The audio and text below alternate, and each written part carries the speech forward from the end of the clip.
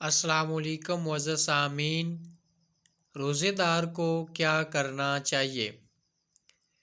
ابو ہریرہ سے روایت ہے کہ رسول اللہ صلی اللہ علیہ وآلہ وسلم نے فرمایا، اللہ پاک فرماتا ہے کہ انسان کا ہر نیک عمل خود اس کے لیے ہے مگر روزہ کہ وہ خاص میرے لیے ہے اور میں ہی اس کا بدلہ دوں گا۔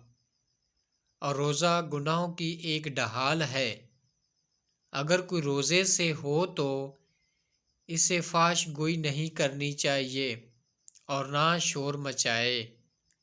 اگر کوئی شخص اس کو گالی دے یا لڑنا چاہے تو اس کا جواب صرف یہ ہو کہ میں ایک روزہ دار آدمی ہوں۔